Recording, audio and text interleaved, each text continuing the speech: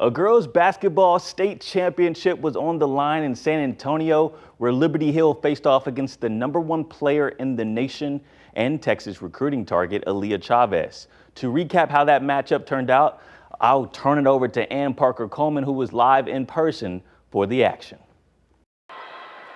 Liberty Hill came into the Alamo Dome looking for their first ever state championship, but what they found was the #1 recruit in the country. Let's go ahead and get into these highlights. It is Class 5A D2 state championship game. Panthers making their first title game appearance since 2017, but they'll have to go through Aaliyah Chavez, aka a girl who matches Arch Manning levels of hysteria and fandom.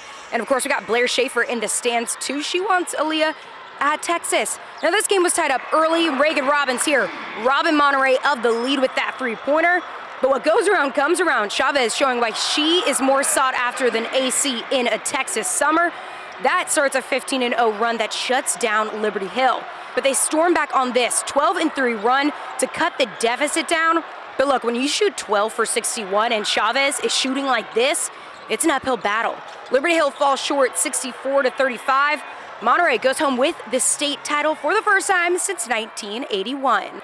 Aaliyah Chavez didn't have her best game today. In fact, she's probably the only MVP that's ever gone 8 for 26 on field goals, but still, her impact on the game can't be denied. You saw Blair Schaefer in the crowd today. That was just the tip of the iceberg. There were signs for Chavez, #2 jerseys, and one family even drove 250 miles just to see her play today.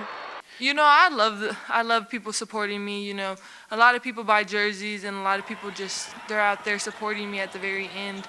And it's just a blessing because I was that little kid. I was the little kid looking up to people. And I want them to see that they can be whoever they want to be if they just put their mind into it.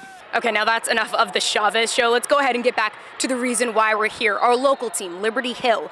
And the final score might not show this, but this team battled until the end. Let's take it back to that third quarter. I said this earlier, but Liberty Hill just had one bucket in the second quarter. They came out of halftime absolutely storming back on a 12-3 run.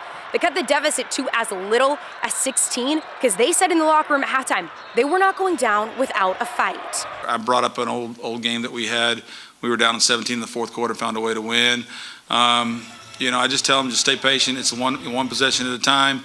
I told them we're going to go down swinging. As for what's next for Liberty Hill, they say they plan on being back here next year. Hopefully next year we will see Aaliyah Chavez in the burnt orange. But we're going to have to wait until March 25th for her to make her official announcement.